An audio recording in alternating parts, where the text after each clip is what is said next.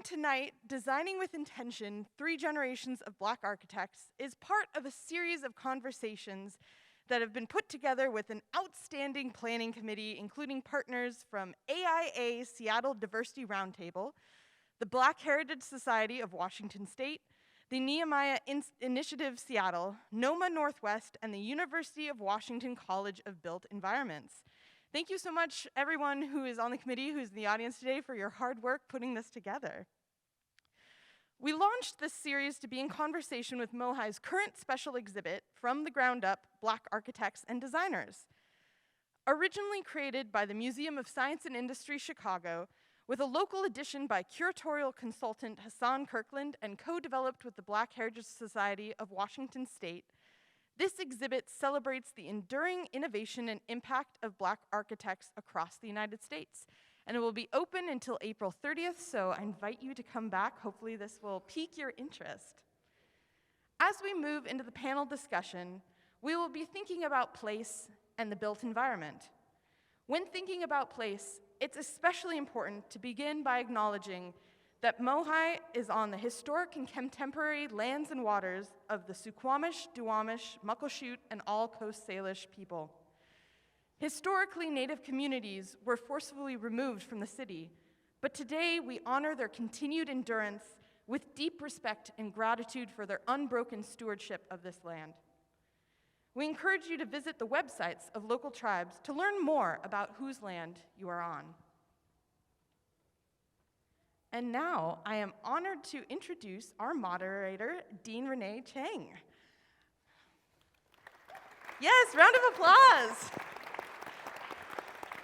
Dean Chang is the John and Rosalind Jacoby Family Endowed Dean of the University of Washington's College of Built Environments, is an innovative educator and leader in the American Institute of Architects, exemplified in the AIA Guides for Equitable Practice in the Workplace, which is widely used in the building industry, and so much more. So honored to have you, and I'll let you introduce our panelists. Thank you. Great.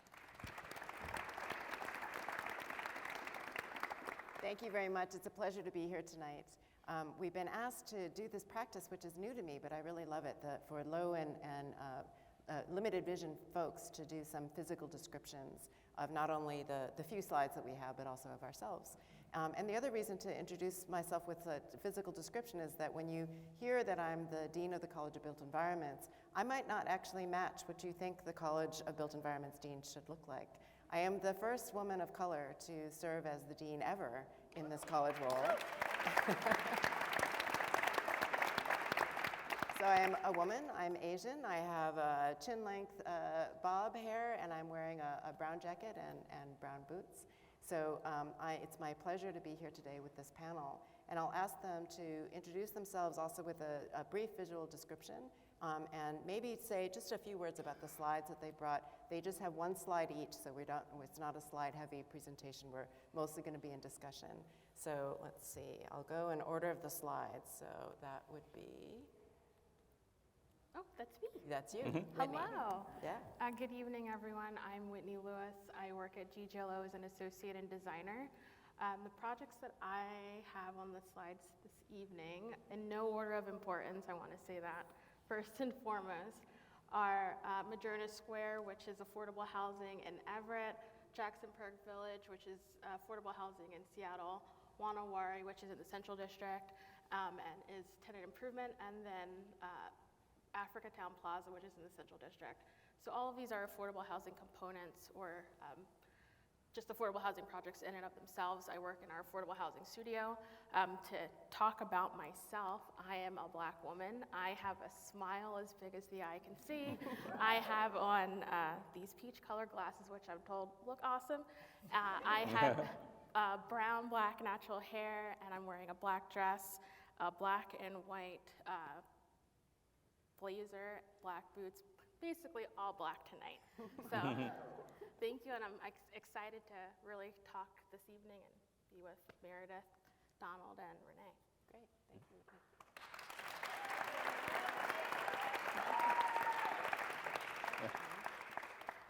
This is my slide. Hello, everyone. I'm Meredith Everest. I'm the managing principal at Bayless Architects. And the slide is a representation of our projects. We focus on multifamily, custom single family, and commercial work. So on the top commercial project, bank building that we did in Renton, it has brick and some precast concrete. The top, I guess your right, is our Family First Community Center. It's an interior photo with some wood features and concrete flooring is what you see in the image. On your far left is a multifamily project in the Fremont neighborhood. It's called Ray. A lot of multicolors on the exterior facade and some tall tower of glazing. And then at the lower portion is another multifamily project in Kirkland. It's a 5-story building with brick and fiber cement panels, and we have a street view looking at the building. And I am an African-American woman. I have short, I guess, chin-length curly hair. I'm wearing black pants, black boots, and a blackish shirt with a floral print on it.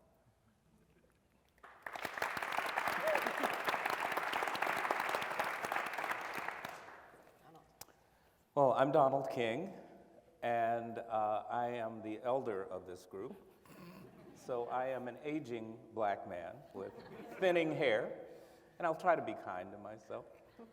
I am wearing a 6-button cream-colored jacket, a purple V-neck sweater, and I believe still a beige mock turtleneck. As I said, by being the elder in this group, I'm going to try to remember what my slides are, what my projects are on the slide up here. So, and I would say from the left, I believe that's University Tower, University of Washington Tower, UW Tower. Project I did, a number of these projects I did with my partner in the firm, Rico Kirindongo, who is in the audience tonight. Rico's in the back there.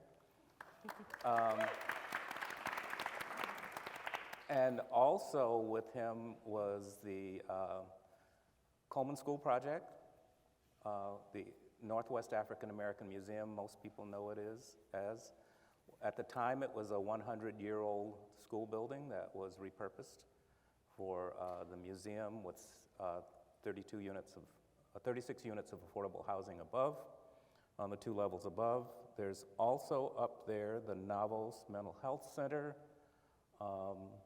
bold-colored building with square highlighted framed windows. And there is also, I think I've run out of memory.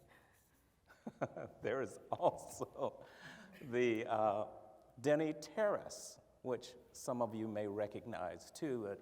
It is a 400-unit renovated public housing building on Denny Way and I-5.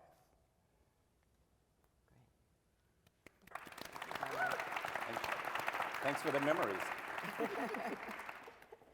Okay, so we've got a number of things that we decided that we'd talk about today and just let the conversation flow.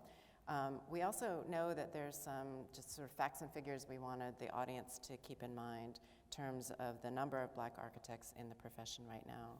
So the large firm Roundtable, which is the group of firms that are large in architecture is 300 or more, which can go up to quite a bit more than that, but 300 or more. So these firms have set a goal, and the goal they set was by 2030 that there would be double the number of black architects licensed black architects in America. And there was a little bit of debate actually about whether it should be double the percentage or double the number, and they went with double the number. And while it may seem super ambitious, and it is an ambitious goal, the number is very low. And so the current number is 2% of the profession, and right today, the latest numbers are just under 2,500 black architects, so that's about 2%. And it's been 2% for the last 55 years, and I think today it's at 2.02%. So the number is still pretty small. And there has been some progress since the 2017 when the goal was set, and the numbers at that time was 2,200. So we're talking about fairly small numbers, which means that the rarity of being able to see 3 Black architects on a stage doesn't happen unless you're intentionally creating a platform for 3 Black architects, because if you took a random sample, if you took a random sample of 3 architects, you would probably not have any Black architects, or maybe 1, right? So the numbers are very small, which also means that it's extra important to be mentoring potential Black architects, or for the folks to think about architecture as something that could be for them when they don't see very many people that look like them when they're growing up and thinking about what they might want to do. So it's something that's definitely part of the mission that we feel in the college, but it also extends to elementary school and high school when people are first even starting to consider whether architecture is for them. So one of the really wonderful things about the exhibit upstairs, if you have a chance to see it or if you've seen it already, is there's a lot about what does an architect do, and it shows a lot of where kids might just use their hands and think about models, and there's some sample drawings, and all the examples just quite naturally are Black architects. So you can enter this whether you're a Black elementary school student or a white elementary school student. You go and you say, oh, what does an architect do? And by the way, here's all these architects that happen to be Black, that happen to also have this particular racial identity, but have done these amazing projects using these amazing skills. So I really like the way that the exhibit was framed in that way. But I also know that there's some very particular experiences that come from being a Black architect today, or from whenever you started being an architect, and that it does evolve over time, but the number has been stubbornly low, just to set that context for you all. So I was hoping that each of you could talk a little bit about your own experiences as an architect, and to talk a little bit about some of the things that you'd like to highlight from your experiences so far. So we didn't really decide on the order in which we would go, but so it's up to you. So. Not it. How about we start with Donald? Okay, well, that's a tall order. I've been licensed for 42 years now. I've been in the profession for over 50 years. And I would say there's a few highlights in the profession for me. One was I was in the profession for 2 years before I met a Black architect. So that was significant. And then meeting that Black architect, I was able to meet others too in that very small group at the time. And of course, 42 years ago, as Renee has said, the numbers have not changed that much from 42 years ago when I was first licensed. And I would say probably being licensed was also an incredible event in my life. Again, something I had worked towards for several years, wanting to be an architect since I was 9, and really putting all my efforts in that direction to finally be licensed was a big deal. Something I really hadn't expected was to become a fellow in the American Institute of Architects. When that happened and I got the letter, after making the application, and I got the letter, and someone in my office brought me the letter ceremonially, and I looked at it, and it looked wrong because it said Donald I. King, FAIA, and I'd never seen that before. So that was a big deal. And I think those highlights, are sort of the highlights of my career, but by no means these highlights took away from just the punctuation of frustration and also of triumphs that I've had in being in a profession that I love, and being in a profession, as the dean has said, I just happened to be Black in. I did not go into it to become a Black architect. I went in to become an architect. You want to go next? After you. So this is when my memory is tested to remember your question, Renee. But I'd say for me, highlights, I knew I wanted to practice architecture, and I cannot claim that I'm a licensed architect. I'm working on that. That's the goal. So when I can come back here and say it's done and over with, both of y'all will be the first call. And you, Susan, as well. And Rico back there, you'll also be the first call. And Mariana, you'll also be the call too. And also my husband, so yeah. But I knew I wanted to practice architecture when I was, I want to say maybe 8 or 9 years old. And because Bob Vila, this old house, was always playing. Also, my parents had their house built and were complaining about the things that weren't done correctly. And it really bothered me as a child where you could be in a place that was yours, but something was wrong because you weren't a part of the process. And I say that now because of the experiences that I've had. I will honestly say that going through the process of going to undergrad, grad school, my first job, being laid off in my first job, and then finally finding my voice and being surrounded by the community that's here in Seattle, those have been the highlights, but those are things that we don't always talk about. It's those struggles of you're at your desk by yourself and you're trying to get through your latest deadline, or you're out on the job site by yourself as a woman and as a Black woman, and you're like, what am I supposed to do? Who do I look towards? And you have no one.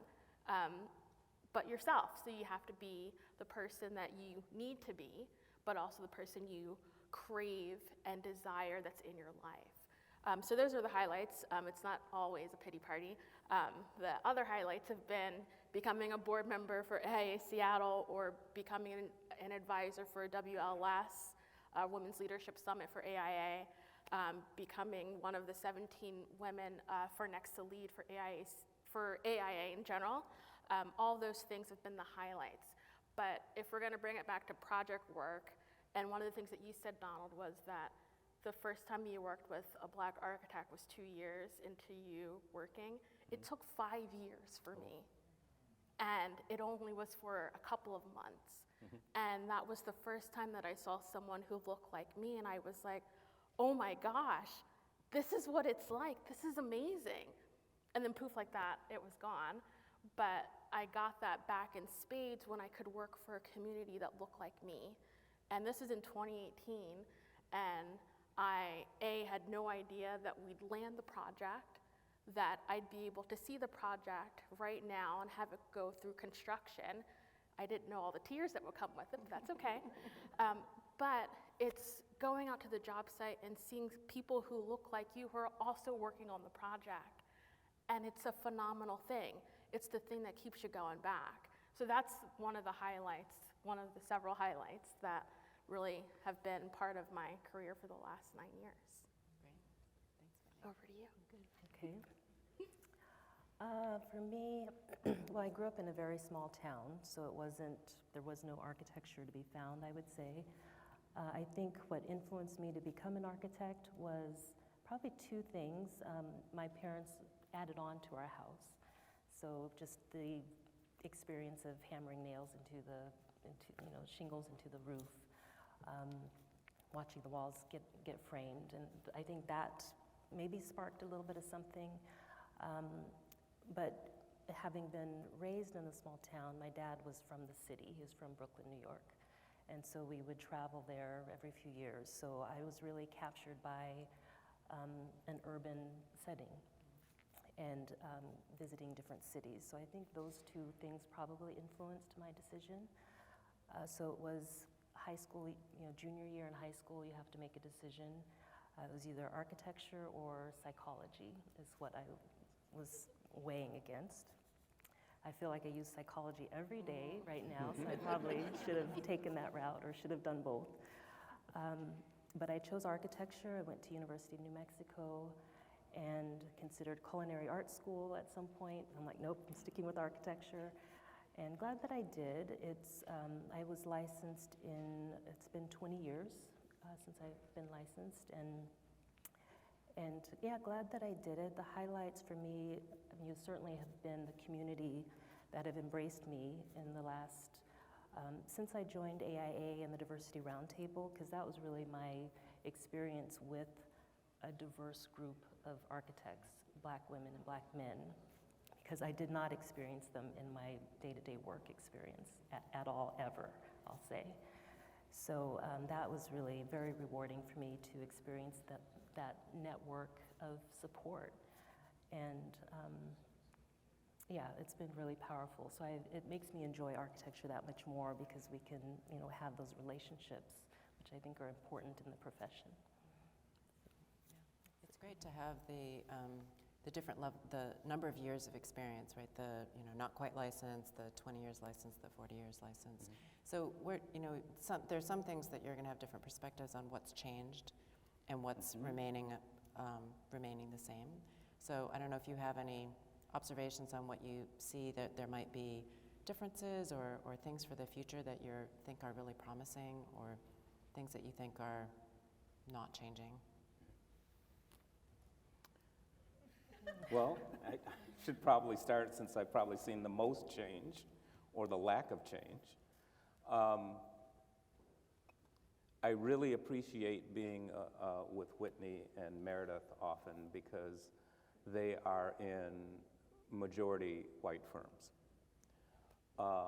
When I was coming up and after I was licensed and moved to Seattle, I could not find a job in a majority white firm.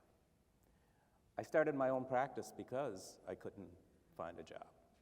If I wanted to be an architect, say not in public service, not in a community design center, I had to start my own firm to be that architect that I wanted to be.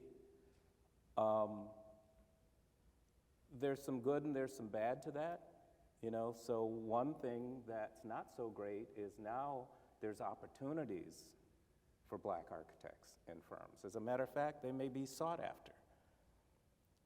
And that means there's less of them that want to venture out into starting their own practice. So often, now that I no longer practice and I no longer have a firm, I'm often asked, where's the black architectural firms? It's like, black-owned architectural firms, yeah. Meredith is probably the closest to that now, being at the head of her firm, but not necessarily a black-owned firm. So that's one of the changes that's happened, which I still have mixed emotions about. And what I see is a trend going more and more in that direction. As someone has said to me as to why they couldn't recommend to a young black fledgling architect to start their own practice is because there's other opportunities somewhere else. With different support. And different risk. support, different resources, different opportunities, more opportunities for well-funded projects. And that's something that if I'd had at the time I was coming up, I may have never started my firm.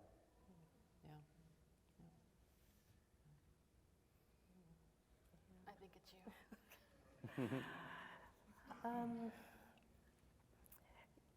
Yeah, I feel like my experience has been fairly isolated. I've worked for a handful of companies over the years, and so the change is not as evident, I think, because I feel like I've been a bit in a bubble. I've just been kind of focused in on what I need to do to survive and to get through this project and get through this milestone, whatever it may be. But I do appreciate what Donald says, and I hope that change will maybe arc at some point, because I think through social media, seeing the representation of people of color in architecture, it might give more courage, I suppose, to, yes, maybe you could start with a firm that's diverse, and then once you gain some experience, maybe people will feel more motivated and supported to go out, branch out on their own, potentially. Which would be for a different reason, right? Like you would start your own firm because you had certain ideas that you couldn't do in another setting, as opposed to you where you couldn't get a job unless you were going to start your own firm. So one would hope that if it does become something where people proactively seek it out, they've got more, positive reasons for doing that, as opposed to that's the only option available to them. The choice is better.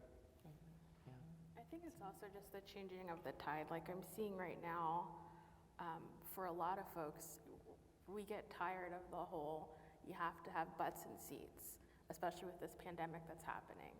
And there isn't as much creative freedom depending on who you're working with or for. And folks are hungry for that opportunity. They want to express themselves in a way, and going out on your own is that way to do it, but it also still goes back to mentorship. Who's going to help you get there or wants to help you get there? So I know for me, granted my coworkers are in the office, hey y'all, but for me I never thought I would want to open up my own place. Amazingly enough, I have a father who's like, when are you gonna open up your own place? Let's do this. Like, your mom and I need an investment strategy here. And I'm like, oh boy, that's a lot. At the same time, it's very intriguing. It's a thought that has been prickling at the back of my head, where it's like, what would that look like? What would that feel like? What do I need to do to prepare myself for that? That may not be in the 5 to 7 year plan, but 10, 15 years, how can I start to plant those seeds?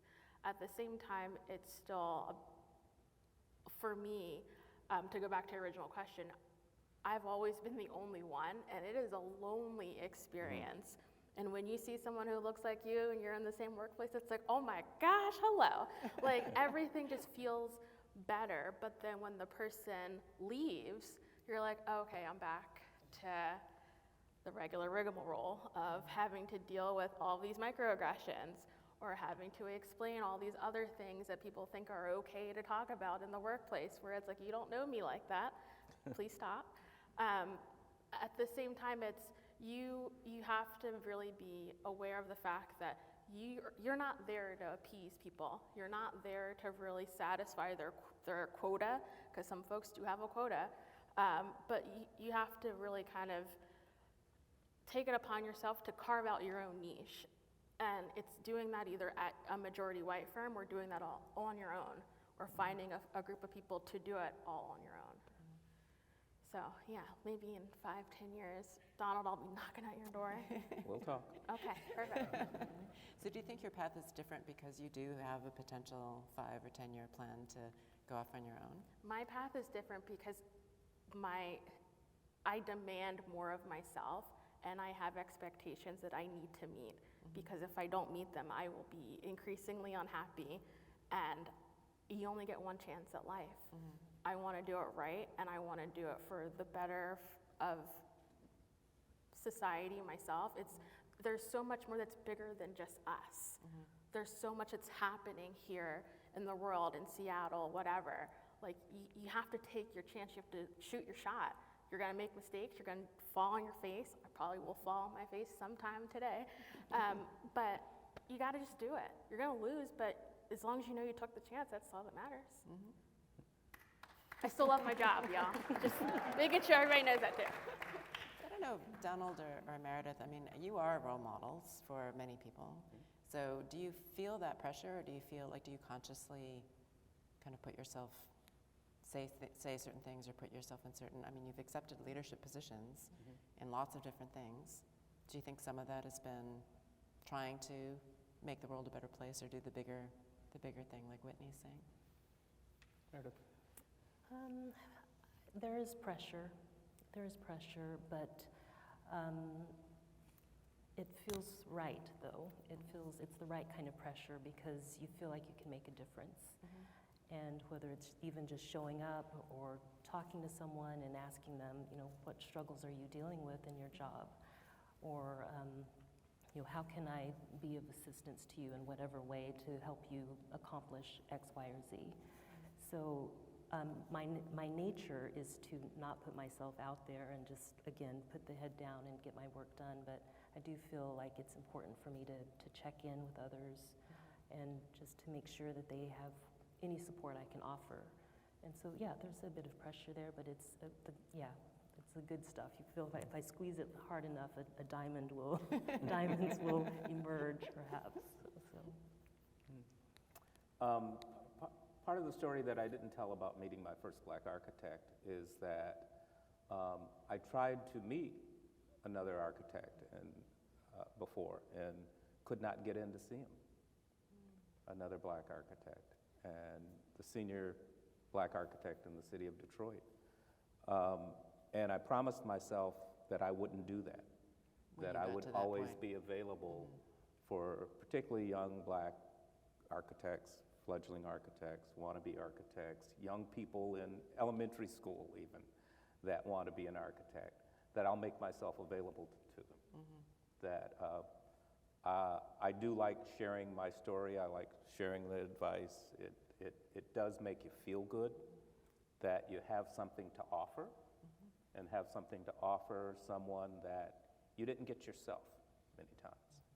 So it's one reason I do it.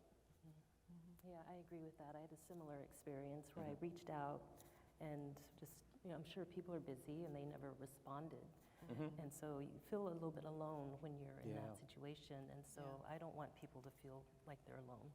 Call me anytime. I'm here. That's actually quite true. You've offered plenty of advice to me. Donald, I remember reading about you and then finally meeting you, and I was like, oh my gosh, I'm in the same space. And then to share this stage with you, dreams do come true. Reach out, y'all. Because it's a reality. I kid you not. Meredith, the advice that you gave me where I said, does it get any easier?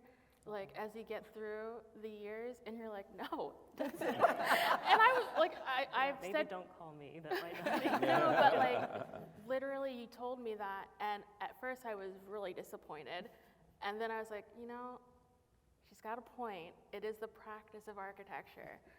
But at the same time, it's both of you are always there to have a word of encouragement or advice or support.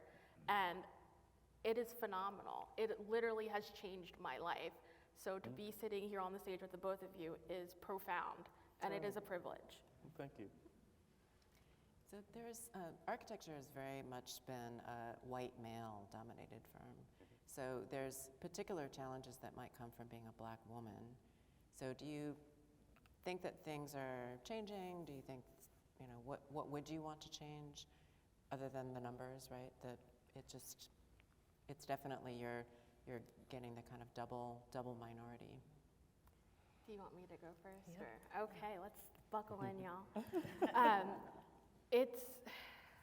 I wouldn't say it's uber bleak, but some days it's a lot. I will honestly say my husband, who's sitting in the audience this evening, can testify to the amount of times I've literally put my head down after a phone call, a meeting, an email, even just opening up an email, because the stress is real.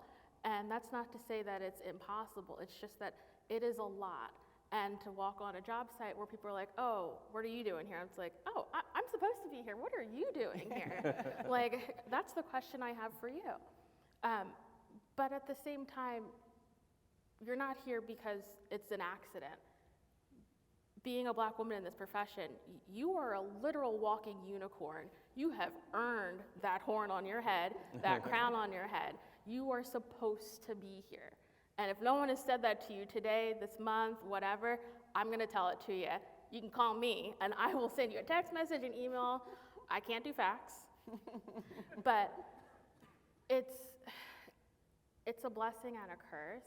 I wish things were different, but I can't say it's going to be different without asking the white men and women in the audience or wherever they may be to actually come correct. And by come correct, I mean by recognizing the fact that they're the ones who still hold the keys to the castle, especially the folks in HR. Y'all definitely hold the keys to the castle. To really make a concerted effort to stop hiring people who look like you and to take a chance on people, especially taking a chance on black women, because we're the ones who are out there either working extra hard silently and still getting the job done. And it's a thankless job, but someone's doing it, and a lot of times it's us. Over to you, Meredith. Oh, that was how you're going to end? Okay. I don't want to get all preachy. Yeah, my experience has been, nothing harsh or negative in general. I certainly feel, especially when I was younger in my career, you walk into a room and you don't see hardly any women, and definitely no black women in the room. And so I think my experiences have been fairly mild because the mentors, the white men who mentored me, and often the circles that I was in, the construction team, they were, no major issues. I've had moments of where I guess maybe I felt invisible, where I'm actually speaking and the person is not looking at me, waiting to hear the same information from the next person. So I acknowledge those situations. I recognize them. It doesn't slow me down. I think it just kind of fuels the fire a bit. Because I think many of us, we were raised to work, twice as hard, twice as long to get half as far. And so that's been my approach throughout life. And you know that you're going to come across people who don't think you've earned it or don't think you've worked as hard. And you do have to, or I have to balance that imposter syndrome where I'm like, okay, well, do I deserve this? Did I earn this? And I battle back on it. Yeah. But I do think it is changing. I'm super inspired by the young people that I've met in architecture, the elders, or the third generation of architects, and especially through what you see in publications nowadays. You see boss women in front of their buildings, and so that inspires me, and I think that will inspire future generations of young black women to say, oh yeah, this is actually a profession, first and foremost, acknowledging it as an option, and then choosing that profession. I think I'm very hopeful, very optimistic. I think there's been a lot more conscious decisions in media, for example, to show a wider variety of models for, what professions might be for doctors and lawyers and architects. But it's still, I think, a struggle. I think that the numbers are stubbornly low for lots of different reasons. And, I do think that the conscious social media and the firms, especially recruiting black architects and women architects, I think you have seen some change in the leadership of a number of the firms that really did look different in the last couple of decades. So, yeah. So what would you say, Whitney, you had some advice for those that are not black, so the white allies in the room and in the firms. What would you want to say to those that wish to be allies, that maybe are feeling like, what do I do? I'm not black. I don't know any black architects. How could they help, or what could they do? How much time do you have? I'd say, because there are a lot of smiling faces here, so yet again, brace yourself. It's asking, like, how can I support you? You literally said it. Both of you did. It's wondering, like, what opportunities are you not getting that I can help facilitate that conversation for? Like, I will call out my coworker, Robert, who's here this evening. Hey, Robert. He literally said, I want to make sure Whitney's supported on this project. That was the first time in 9 years that anyone had actually said to me, I want to make sure you're supported on a project. That's literally how you can help. By just saying, you can come to me and ask me any question that you have regarding this project, or just how to do this detail. That to me is so necessary and needed, because I'm not sitting at my desk agonizing about something. I feel like I can immediately get up, say, you know what, I don't know how to handle this situation. Can I tap into your X years of experience? Or I'm thinking about going after this opportunity, which would actually help the firm. Is there a way that we can work together to support me getting this? And it's me not having to fill out like 50,000 pieces of paperwork to justify it. It's the fact that you're saying to me, of course, what obstacles can I remove in order to get you to that next step? It's literally asking the question and thinking about what are the things that you had in your life that was easy. You didn't have to think about it, nobody asked you, you just got it. That's the thing that you need to do for the people who don't look like you.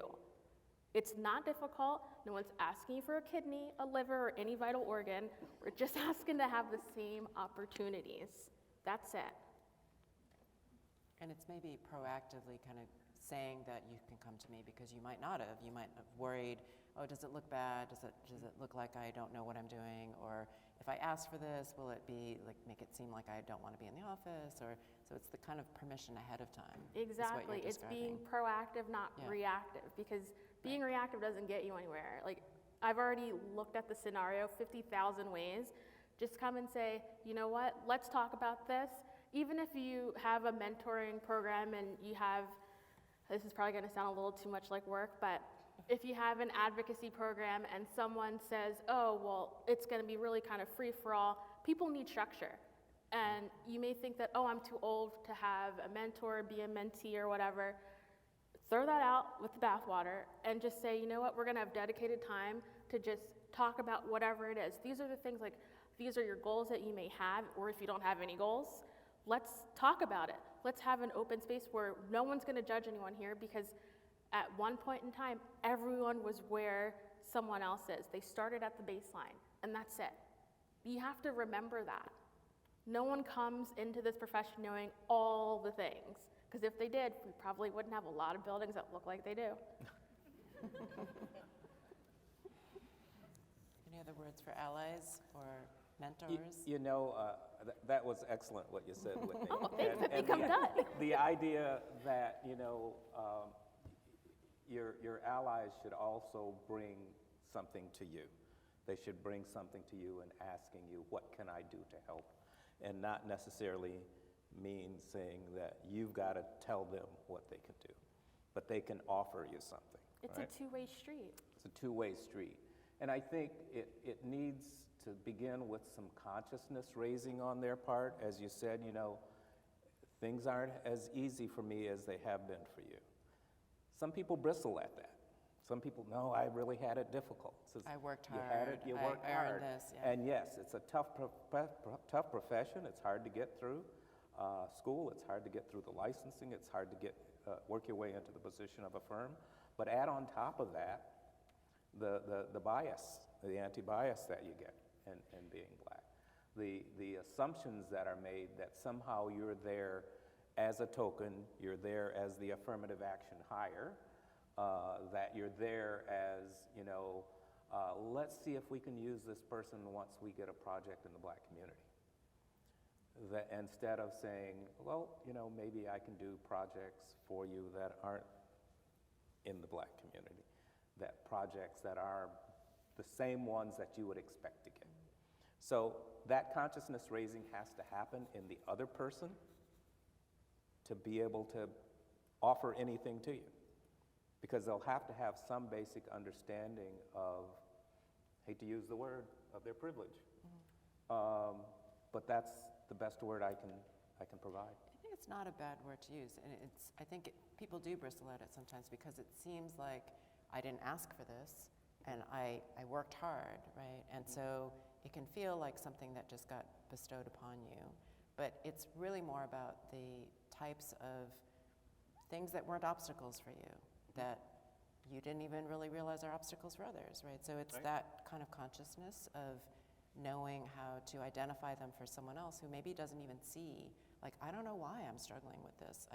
There's something that seems to come easily to other people, but I don't understand what's in my way. Yeah. That someone who hasn't had those obstacles, who's privileged in that way, could be able to say, oh, I know why. It's because you're asking in this way, or your timing was wrong, or there's a project that, don't grab this one, wait for the next one, or whatever else that might seem totally logical to them. Yeah. But just doesn't occur to you because you haven't had the role models or whatever other things that might be at work. Meredith, any advice for potential allies? Yeah, I agree with what everyone has said here, and I think awareness is key. Awareness of your own privilege, and then communication. And sometimes, or often, communication is listening more than you are speaking. So, listen to the concerns or the experiences that your coworker is going through, and then, maybe brainstorm ways that you can work through it together. But Yeah, I really can't add too much more than that. I think is well said. So we've talked a lot about allies and people that would, step forward and provide things or have that two-way. And we've also talked about mentors. And I don't know if you think of them really as the same thing, but are there differences in a mentor role? One point I could make about an ally is someone who sees something in the room happening and speaks on it, speaks up. I think that is something I would encourage, because we all see things that we think, oh, that doesn't feel quite right. And we assume maybe the person of color or the black person, if they don't speak up, then it's probably fine. But being an ally recognizes that, whatever was said or that action didn't feel quite right, and we'll speak up, speak on And it. so that you don't have to have a mentor relationship with the person, right? It's just that you're seeing something and you want to just name it, notice it and name it. Yeah. And I would say it's rare to have an ally that's also a mentor, although that would be the best circumstance. Because an ally that's also a mentor would say, here's an opportunity, but here's what comes with the opportunity. So here's how I can mentor you to make sure that you don't fall on your face in the opportunity. That rarely happens. It's basically, here's an opportunity, and sometimes there can be well-intentioned allies saying, here's an opportunity, but it's an opportunity on a project that you've never worked on, a project of that type before. There are those that are waiting for you to fail. And, but, let's throw you in the deep water and see how you do. Whereas a mentor A mentor would say, follow through with Yeah, a mentor would follow let's talk through. this through, Right. the pros and cons, Yeah. and what you could expect and what you would need. this is what you'll need to be prepared, this is what could happen. A mentor would guide you through that, as well as bringing you the opportunity and being that ally. And in the AIA guides on mentorship and sponsorship, we actually make the distinction of a sponsor who puts their own political capital at stake. That's right. For a mentee, right? And so that's then even a higher level where, and that can definitely be negative, where there's a sense that you've got this invested interest and potentially conflict of interest. But to be willing to actually expend and take a risk and put someone forward is that kind of sponsorship, which is even more than mentorship. So it's not that you can't have a blend of an ally, a mentor, and a sponsor, but they do seem like they're slightly different roles, and people can play, different depending on the circumstance. I'd say there's definitely different roles, but also you should have a bevy of those roles in your life and in your circle. Yeah. You need to have someone who's advocating for you, someone who's championing for you, and who's mentoring you, and is also your ally. And as Donald said, if they're your mentor and ally, please let me know. Because if there's somewhere that they're hiding, I would love to have one. Yes, I'm still always looking for a mentor. At the same time, it's recognizing that one person, one firm cannot be your all. You have to go out and look for those things. Sometimes people are open and receptive to it. Other times they're closed and they're not going to tell you that, but you have to work at it. It's almost like a math problem a little bit, where you're trying to figure out, okay, how can I get to know that person because they're going to help me get to the next rung on the ladder, but also who do I know or who knows me? It's that I'm looking for someone or something to help me get to that next rung. So it's a little bit of networking, which is probably a word that no one likes to use or do, but it's great once you get over the initial hump, it's okay. But at the same time, it's recognizing the fact that you have to look for the mentor, but also be receptive and say, hey, I don't know everything. There's a level of vulnerability that takes place on both parts. To be comfortable and confident to say that I don't know this, but I'm willing and open to learn. I'm curious about it. Can you help me? And there are sometimes, you were mentioning before that informal mentorship happens quite often and can be valuable, but structured mentorship is different, right? Where you actually have a program, it's more clear if things that you're sharing, is it confidential or is it something that's just like a chat that you could pass it along, right? So there are things that a formal mentorship program gives you that an informal one would not, that and of having a variety, and actually having mentors that are not necessarily in your firm or even in your direct geographic community. I mean, I mentor people from all over that I've met at conferences or heard speak, or they reach out to me. And some of them I only talk to once every 2 or 3 years. And others I talk to much more frequently. And it's, I'm there for whatever works for them. So. Yeah, having a mentor outside of architecture is a beautiful thing. They see so many things that you don't see because you're conditioned, and you're like, oh my gosh, I didn't know I wasn't supposed to be feeling this way, or I didn't know this was a strange thing to do. I thought this was normal. Yeah, I thought that was normal. And it's like, oh no, that's not normal. And you're like, okay, I got it. This is, we'll fix it. We'll try to get to a solution. But yeah, it's great to have both of them when you can. There are lots of programs out there for the young professionals out there in the audience. I'm more than happy to talk with you about all of the opportunities that are at your fingertips. It's there. Becoming the mentor. Oh, my mentee's here. Hey, Alex. Do you want to share any specific stories of mentors that affected you? Is that something you want to? My mentors have all been informal. I've never been part of a formal mentoring program. And there are those that I've sought out. There are those that I just connected with because I knew they were elders or they were senior to me. And they've been both black and white. There's others that have offered.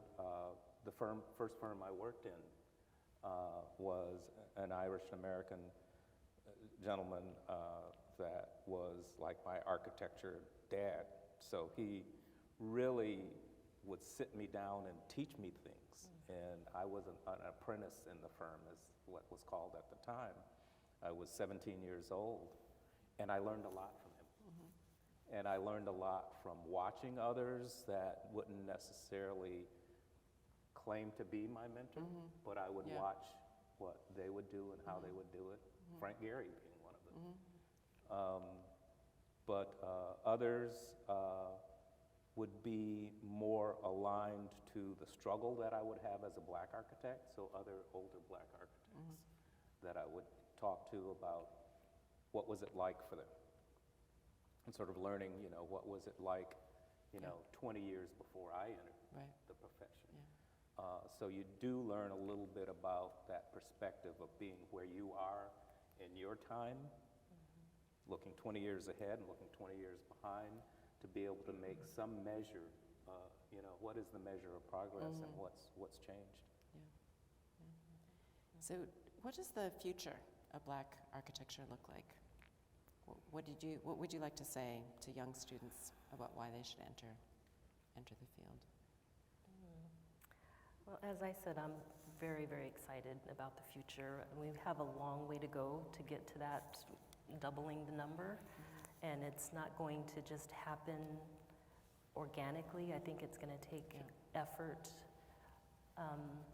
But I am very optimistic because I think young people are starting to identify that this is an option. You can be successful as an architect, and you can make really beautiful things. I mean, just the idea that you can imagine something, and then over a period of time and through a process, you can see it and engage in it, I think is a really amazing profession. And I hope that young people will say, I'm in, I'm gonna go for it. So I'm optimistic about it, and I'm willing to put in the work to make the difference in the future. Wow, I don't know what to say to that, except ditto. You're gonna work with me. I will work with you. We're gonna work together. I'm optimistic. I'm also, I don't want to say I'm pessimistic a little bit. I'm a realist through and through. I am hopeful that the things that we've discussed today have been food for thought and seeds have been planted.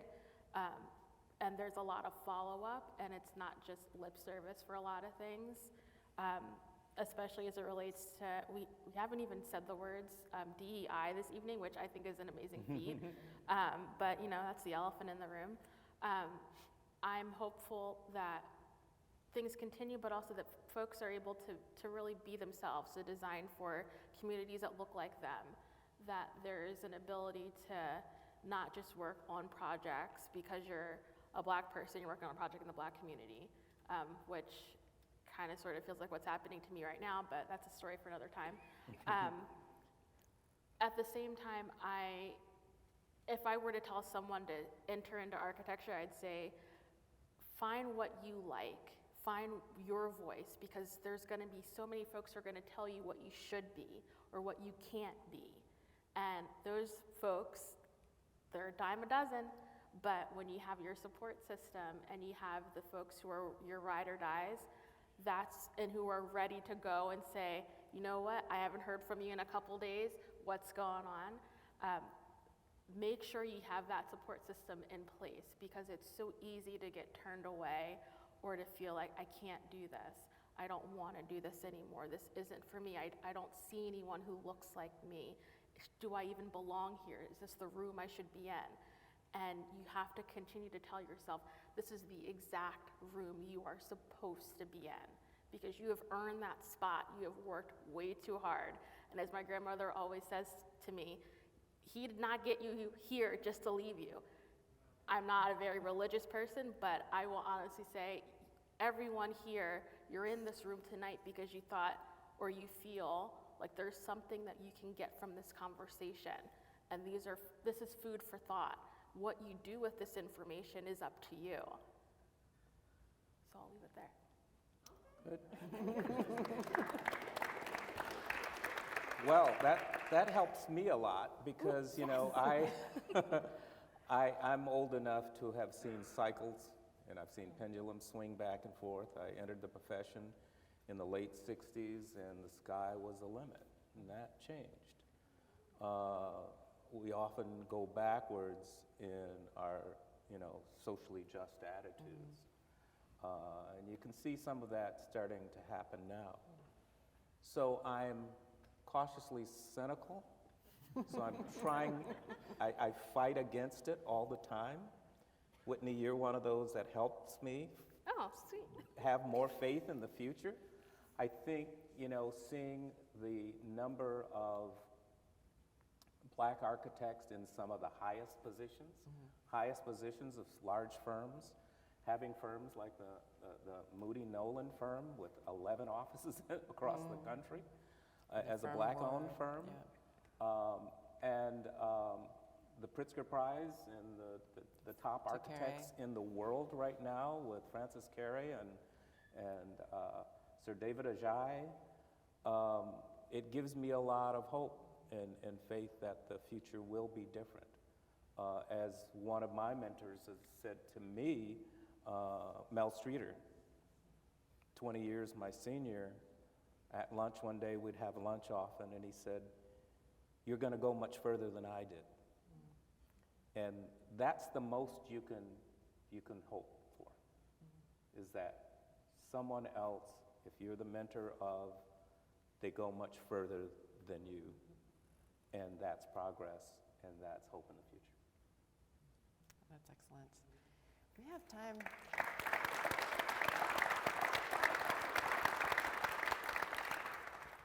We have time for some questions. So we've got two ways that you can ask a question. One is you can raise your hand and there's mics that would be brought to you. Or we also have some cards that I think were handed out that you could jot things down, and I'll take them up here and kind of sort through them. So we're happy to have questions either way. So oh yes, we've got one right here. I kind of have a question for all three of you, if you don't mind. Appreciate you. Donald, I have a dad that came from a very similar background as you, graduated from high school, could not find a job in his hometown with his life. Eventually started up his own concrete company that took him places that he had never dreamed before. So just as kind of like a testament to that, what would you say was that spark that let you know that it was time to transition from, you know, asking other people for help and being that help that you wanted in your community? Good question, because it's also part of the story that I didn't tell about starting my own practice is, you know, again, frustrated with not being able to find the work that I would like to find as an architect. I also realized that when I moved up into being licensed and being more senior, it was more and more difficult to find work. So just the inverse of what you would think. So I think that was the spark, is saying, you know, I'd started taking my resume and started taking licensed architect off the resume and saying, I'll take a job in production, which is what I did for years. And realizing that, what did I come all of this way for? And I think that was probably the spark in saying that frustration when it meant that I had to hide who I was. Firms were struggling. You know, firms I'd talk to, those that I would even get an interview with, would say, you know, we got to find just the right place for you.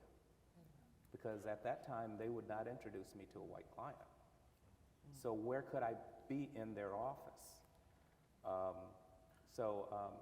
think that spark was the idea that I'm going to use what I've come all of this way for through an education, through years of experience, and start my own practice. But I also had a sponsor who said, I've got a project for you. If you don't start your own practice, I'm going to give it to somebody else. So that was much bigger. Pretty good motivation there. Yes. Yeah. Thank you so much. Whitney, I think that there's like a ton of people currently, not just in architecture, but just trying to break into similar industries that have synonymously been very uniform for generations and are now starting to become more diverse. And I think that a lot of people they don't have the same level of confidence, and they're struggling with things like imposter syndrome, or just generally something that I struggle with is compassion and empathy, is like, how can I bring myself fully to your, workforce when I'm still trying to figure out how to fully support myself in the same environment. And so I was just wondering, like, for you, what were maybe like a couple of mental or physical tips that you use to kind of keep you in the game and keep you focused on the overall, the end goal versus all of the things that were happening in the present? That's a fabulous question. My first thought was, therapy is a beautiful thing because, and I resisted it for the longest time, but having someone to talk to, who, granted you're paying them an arm and a leg, to listen to you complain, but to have that sounding board, that's number one. Like, it releases a lot of stress and tension. But the bringing yourself to work, and I'm not gonna get your phrasing right, I will honestly say, the version you see right now for me on this stage, I am not like this all the time. My coworkers can probably attest to that. They'll laugh, but, and my husband will say, ooh, she's not like this all the time. It takes a while for you to feel like it's good or safe to bring yourself. And I'm not advocating for you to bring your full self to work. You have to have boundaries. Those are good things. Say no, because you have to hold something for you. At the same time, you have to find your passion, and you have to figure out what it is that you want. And when you find that, when your passion aligns with your purpose, no one can touch you. Not even the darkest thoughts of you that are saying, no, you can't do this, you're not confident, you have nothing to bring or offer to the table. The thing that you have to also remember is that it's okay to make mistakes, because right now we're learning in public. I am sitting here learning in public with these badass people, and I'm like, oh my gosh, am I supposed to be here? Now, was I going to say that this evening? No, because I coached myself and said, don't say that, but I did. So the jury's out. You've added so much, but you deserve to be here, for thank sure. you. I There's appreciate no that. question. But I'm also a Leo, so I love drama. So there's something to be said about that. But at the same time, it's like, you only get one shot at this. You have to just take the chance, and it's gonna be scary. I joined Diversity Roundtable because I didn't know anybody here in Seattle. I was like, I need people who look like me, and they literally helped me find my voice. Did Meredith also say, you're gonna be chair one day? Yes, she did. And I looked her in the eye and I said, okay, let's do this. But at the same, and Donald too, like, you are all part of that.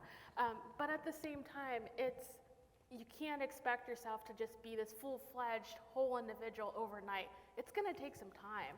Everybody here is a work in progress. Like, yesterday was a hard day for me. I was like, I'm ready to just go work at Starbucks and just like call it good. I'm ready to go, pack it up. But I didn't, because I'm still here, because there's a bigger point for all of this. You just have to find it, and you have to figure that out for yourself. And sometimes it's journaling, sometimes it's going for a long walk, sometimes it's just vegging out and meditating for a little while. But whatever it is, you have to figure out what brings you that joy and have that as something that is part of you and makes you your own person and brings that confidence, because there's no one else like you. You're one of a kind. Thank you so much for that. Oh, you're welcome. No problem. And finally, Meredith, I was wondering, I don't exactly know how to phrase the question, it's more so just a raw thought that I'm always having, because I grew up really big with media and advertising to schools, elementary schools, high schools. However, I 100% testify to what you were saying is I like to write, I'm a writer, and something that was never proposed to me is that writing could be a profession. It was always thought of as, oh, this is what you do for fun, and when you grow up you will have to find something much more stable that you can do for a living, a job that you can actually get. And I think that all too often, especially for minorities or just children from lower income backgrounds, is there are far too many professions where that is the case. But they are actual jobs. These are roles that need to be filled in our society. So I was just wondering what, if any, tools and notes or just tips that you have for getting that message to these younger children, high school students, even more so high school graduates that are transitioning into maybe a new career field or into a new degree field for college. Yeah, well, fortunately, there are more and more programs available that expose architecture to young folks, like the Hip Hop Architecture Camp. There was a program called Nexus a few years ago, and there's the AIA Diversity Roundtable has had their architects in schools. And so I think, and there's Project Pipeline and the ACE program. So there are programs out there that intentionally go into schools or intentionally connect with young people to expose them to the profession. And I think those are extremely valuable. How young kids find those is a challenge, but I know those groups are actively trying to spread their branches and get out into those communities. Thank you guys so much also. I would like to add to the earlier question though, as far as, because it is a struggle to show up every day. And for me, sometimes I just have to tell myself, just one, I ask, what am I afraid of? And often we're afraid to fail at something. And so acknowledging that, oh yeah, I might fail at this, but I'm gonna take one step forward and just give it a try anyway might be helpful. It's a little bit of a psychological thing that I have What's the worst thing that could happen? Yeah. Type of thing. Yeah. But just, get out of bed and take those steps forward to accomplish whatever it is you have set out for that day. Thank you so much for that. Are there other questions? We've got one all the way over there. Is there a mic nearby? Or someone, I'm sorry, I can't see. Yep, someone's standing at the back and then someone has a hand raised over there. Okay, Renee, Yeah. Renee, it's just me. It's Rico. It's Rico. Oh, Rico. You know me. The light is right there. Hi, Rico. Okay, so I'm going to start with homage because I know everybody on this stage. Renee has been a huge inspiration to me for years. Donald, you were my mentor in architecture. You were my father in architecture. 17 years we worked together. Whitney, I've seen you blossom and grow in the years that I've known you. Like, the woman that sits on this stage just blows my mind. I need to come work for you. Meredith, the first time that I saw you on stage, I was jealous. I was like, that woman is on stage accepting this award. Like, I want to be that woman. And, you were all inspirational in your own right.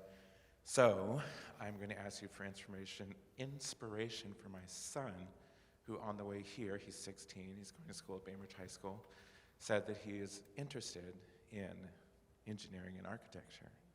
So what do you tell my young future leader of America?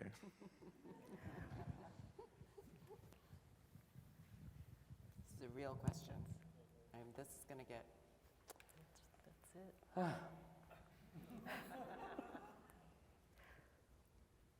I'm not going to go first. Oh. That was quite the lead up.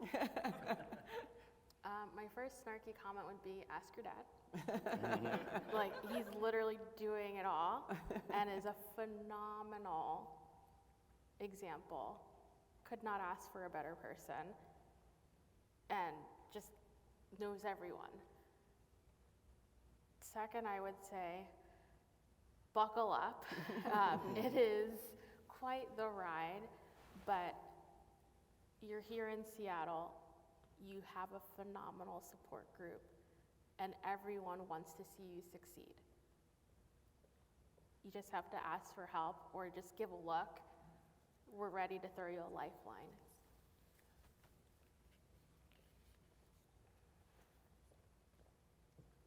Well, Milo, I would say you probably want to be an architect because you got the role model in the house, right? So you see that, you can see that, you can always draw upon that mentoring directly. I'm jealous of you. I wished I'd had that. So make sure that you make the best of that too, and that experience that you have that very few of us, black, white architects, have. That we're the offspring of an architect that you can learn directly from. You can see the good and the bad that happens, and you still want to do it. So I always tell young people that architecture is something you have to love to do, because it is difficult. It's trying. But if you love to do it, you'll stay with it. If you don't, it's a great education to have and a great experience to have that you can always transfer into other work. I always feel architects are the best prepared people out of school to take on any number of other professional positions or non-professional positions. Okay, I would,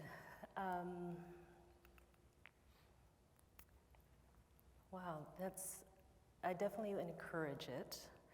I would ask you, are you ready to change the world? Because I do really feel that architects have a unique power to make significant change, whether it's from creating spaces that people enjoy inside and outside, to making sure that what we do is sustainable, to in allowing social events to occur. I think we really do a lot of things within our profession. So I guess I would definitely encourage your development as an architect, and just be ready to feel like you can be a superhero, like you can really make a difference and make existences better, whether they're small or large. So good luck.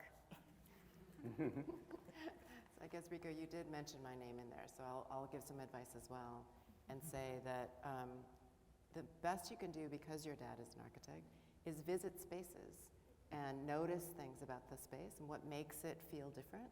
Is it the proportion? Is it the way I entered? Is it the materials? And just start noticing and building that vocabulary, which, as you were saying, that, I wasn't raised by an architect. I was raised by an artist, though, who taught me a lot about what she was seeing in terms of color and light.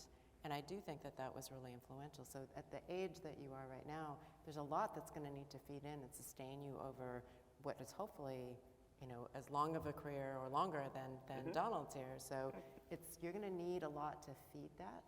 And it's not always from architecture, but it might be from space or from the way people use space. And not necessarily just from the types of things that you learn in school. Yeah. And apply to the University of Washington. Of course, we would love to have you. So, You got okay. a legacy.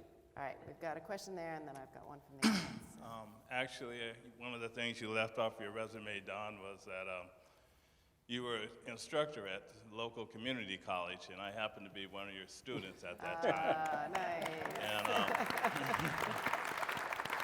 And one of the things that you taught and I learned from you was how to read blueprints and draw blueprints, which have helped me immensely in my career as a black contractor to this day. I still, from the knowledge that you taught in that class, have been able to read prints and read site plans and whatnot. In fact, the other day I was pointing out to one of my assistants that the architect made an error on the drawing.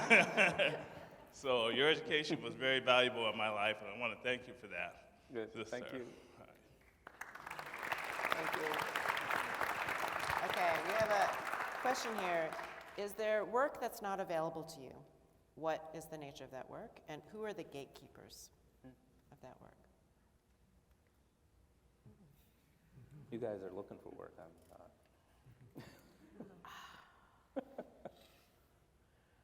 There's always work that's not available. There are rooms that I still cannot access.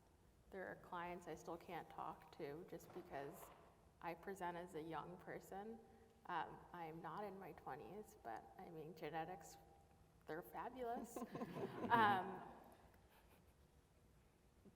There's always going to be a gatekeeper. It kind of goes back to the conversation of whether or not you should open up your own practice. But sometimes you have to just continue to knock on the doors, bang down on those doors until someone gives you your yes. And when that doesn't happen, you have to give yourself the yes, because someone will hire you. In the instance that you mentioned, Donald, that you had a sponsor for your first job, that can happen too. Yeah. So there's lots of ways that you can go about solving the problem. There's no one solution for it. You have to be inventive. I don't know if that answers the question or if I've completely gone off No, track. I think that definitely answers the question. I wonder whether this might be an opportunity, Donald, for you to talk a little bit about Nehemiah, which is kind of on the client side in a way of seeing the need and finding a way to create projects. Sure. Two others and myself, Bishop Gary Tyson and a developer named Aaron Fairchild, we formed a nonprofit business to help black churches to survive displacement from gentrification. And first the Central District, we're expanding beyond that now. And we did that in a way that says, you know, if you develop the land holdings that you have, the property assets to build affordable housing, you stay within the mission of the church to do good in the community, but you also may be able to realize some revenues from those developments instead of just selling your property to for-profit developers. I find that in that position and running that organization now, I've been able to bring all the experiences and the skills and the hard-won lessons to that. So I'm in this sort of final chapter of my life doing this work, and there is something to look forward to after being an architect. I am now an emeritus, an FAI emeritus, which publicly I can say I can't work in architecture right now. But I'm still a licensed architect. I still act as an architect and work that way, even in Nehemiah. But there's so many other things that I've learned and that I can apply to this new position in this new place in my life. So there's life after architecture. Are there questions from the audience? There's one back there.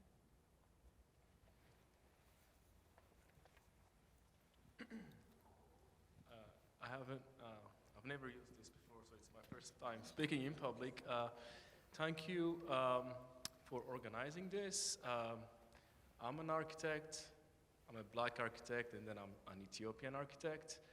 I'm a graduate of the University of Washington program. But I think it's really great. I think just creating the awareness and engaging the community, and somehow talking about it, discussing about it, I think it's really helpful. And I think there are also others who are either starting out or they're sort of like facing it than what Donald, I think, has a lot to share. Whitney is also, as a young architect, I think she has a lot to share. But I think there are others who are designers, architects that I'm sure if you really, now that you're aware of what's going on, if you reach out to, I'm sure you'll find others who are trying to find allies and collaborators, sponsors. It's the industry. I think the industry is also it has evolved through the years. There are a lot of different hurdles that we have to somehow pass through because of those changes since back in the days. A lot of the specializations. You need larger teams and larger collaborations to execute projects. You can't just start and compete with others who have the resources. The tools that we use, technology, all of that have implications. But I just want to say thank you, and I think we should stay curious and engaged. And there's a lot more work to be done. There's a good sense of community, which really in the Pacific Northwest, which is good for which is good to help, and I'm sure we will see more work. And let's stay tuned. That's what I want to say. Thank you very much. Well, thank you, Alem. Alem Bashu, one of the few Black-owned firms left in Seattle, or newly firm, Taibeb.space. So when others will talk about, who are the firm owners that are left, Alem is one of the few. Let's see, I don't know if there's other questions here. I mean, I could just say that from my point of view, so I've been here just over 4 years now, and I was really fortunate to, I think, Donald, you were one of the architects that I knew before I came. Yes.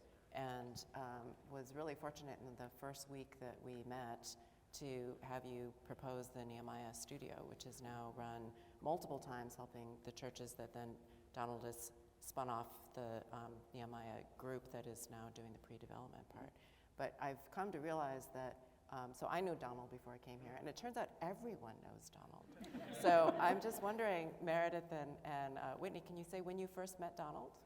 Yeah, probably met. I know that our firm worked with your firm and you and Rico to learn Revit. Right. So that would have been maybe 2007, 2008, perhaps. That's that when range. when my firm we were teaching our competition Revit Yes. and BIM, building information modeling in our office. It helped support our BIM person as well to do that. So it was a business model that we'd use. But Whitney, Diversity Roundtable? I had mentioned that I had read about you and then Diversity Roundtable, and then I ended up going to the conference, the AI conference in Philadelphia, and I met you there because I had just joined, I think, Diversity Roundtable, and then lo and behold, it just kind of manifested from there. Yeah. So I think it was hopefully meant to be. So Well, it's all about living long enough. Not only that, I think. So, all right, one more question. over here. I just can't thank you enough, Donald and Whitney and Meredith. It's just been a huge honor to listen to your voices up on the stage, and your honesty and your openness, and most of all, your willingness to take a risk again and again and again and again. And I just want to thank you from the bottom of my heart for mentoring me, Donald, over the years, for Sharon mentoring me, Rico back there, And Whitney and Meredith, I got some new mentors, so you guys rock. So thank you so much for all you do. Thank you, Susan. One question over there.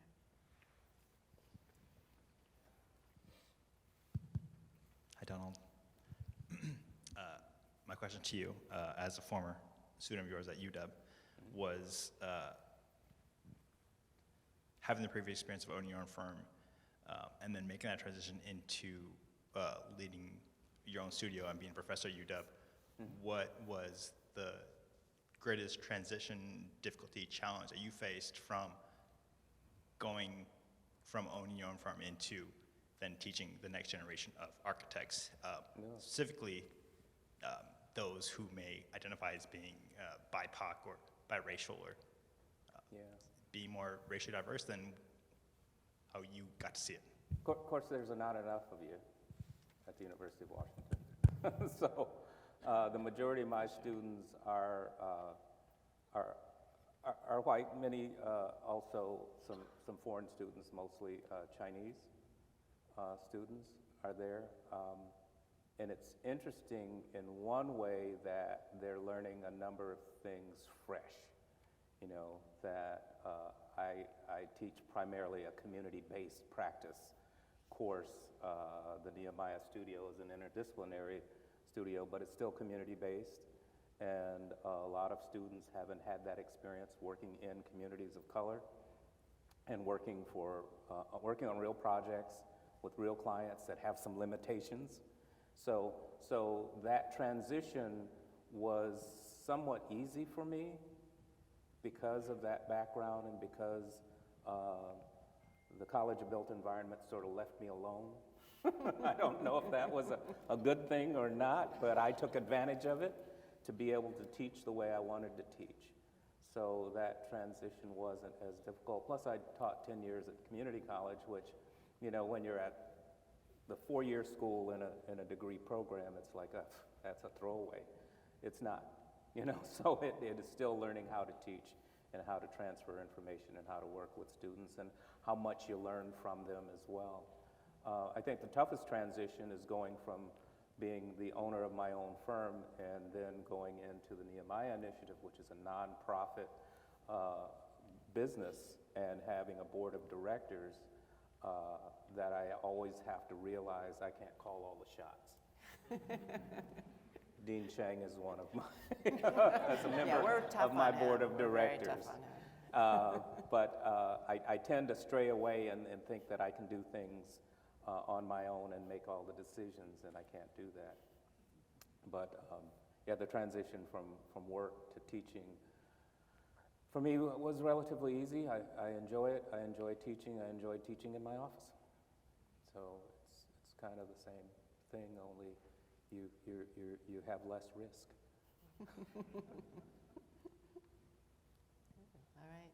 I think, is that about, we're at time, right, Rachel? I think we are. I'll give one last chance. If there's one last question, we'll make time for that.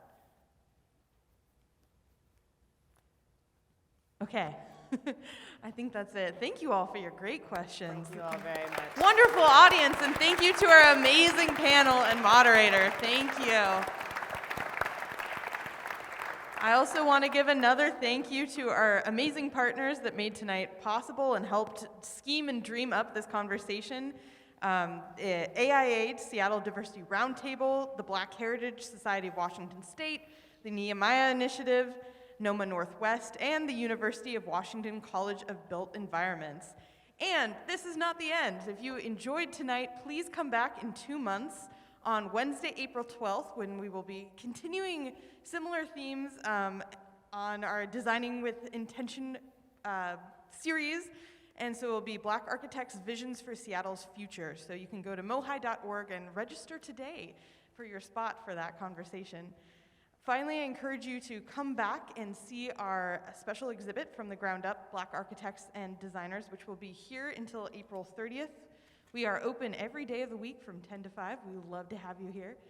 And I lied, there is one last thing, which is that we love your feedback. So if you would like to give us some feedback on this program and help us make our public programming offerings better, We've got some QR codes for you on the way out, links to the surveys. We also have paper copies if you would rather fill it out that way. I think that is all, so I will say adieu. Thank you for being an amazing audience. Have a lovely travel home, and hope to see you here again.